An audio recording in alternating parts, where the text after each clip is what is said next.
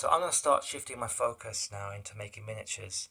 I've put out a lot of rule sets. I'm going to aim for one new rule set a year, so one massive release a year. So I'm still going to be tinkering around with them, but it's very exhausting, very rewarding. But I've now got so many games out, it's like I want to slow down a bit, go back over them, start making models for them, videos about them, and that kind of thing. And it made sense for me to start with Legends of Mithra because it's kind of my main world, and it's my main kind of thing, has the most detail. So I'm going to chip away at more Legends of Mithra low fantasy models. This is Aranas Skydas. You can find him on Etsy. He will be on Wargame Vault as well soon. Contact me at Mindstone Games, or mindstonegames@gmail.com if you want the STL. You can haggle for it, I'm happy for subscribers to get a good deal. But it's such a good model. But bear in mind, my models are going to tend towards realistic scale, and they're going to be, compared to the massive titans that is now the miniature industry, my models will be on a smaller scale. You can just ask the person to scale it up 10% or do it yourself. I'm going to try and make sure that there's always the option to do 10% larger. I like it like this, kind of a bit more small, more finesse, you know. You go in with the fine detail brush, pick it out. That's the kind of model I like. Stuff which is huge, it takes ages to paint large surface area, has a place. And I do like that as well, but this is the kind of model I really like, kind of more lower fantasy, one or two special features, based on kind of historical armor, and historical warriors and stuff, and then you add in the little special features. So this is the kind of thing I want to do. More Mindstone miniatures are coming, basically. I'm going to try and set up as a digital miniature maker, working with various 3D printers. I would love to do stuff in metal, but I looked it up, and it is insanely.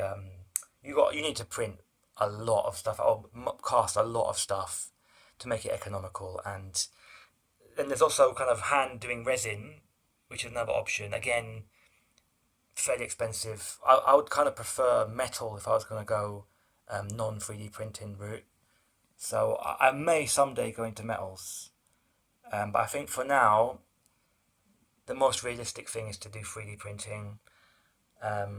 It's just the overheads are not insane. I don't want a box full of 1,000 knights, and then you sell like two a year or whatever. Do you know what I mean? Whilst I'm setting up and building up, I'm going to stick to these print-on-demand models, and I like it anyway. It's really grown on me, 3D printing, and I'm proud to be jumping in. And all the models are going to be like this, well detailed, carefully made. Like me and the sculptor Andrew Elias 3D, who's a legend. We went back and forth a lot. This was not rushed. We took our time, got the pose right, got the scales right, the halberd. It was. It's always a bit stressful.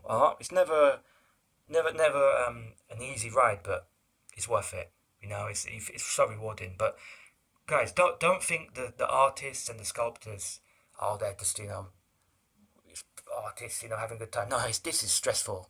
Making models, the back and forth, editing. This is a lot of energy. There's a lot of brain power to get here. So I'm happy. And also there's the concept art as well, and then I had to design the model in the first place. So there's a lot of thought has gone into this. Even just a small little, it might look like a small prince in plate armor with a halberd, but no, this is the end of a long process. So yeah, I'll do more videos about the process if people want them. I just want to declare to the world that Mindstone Miniatures is coming, and in a way, it's already here. So yeah, keep an eye out, and yeah, who doesn't love a bassinet? I had to do a bassinet for my first model, and halberds as well. Halberd knights are so cool. And not many people do them, so yeah. Anyway, Mindstone Miniatures is here. Aranas Skydes, the Prince in Exile. Find you on Etsy. Get in contact with me at Mindstone Games if you want the STL file. Or wait, he'll be on Wargame Vault soon enough.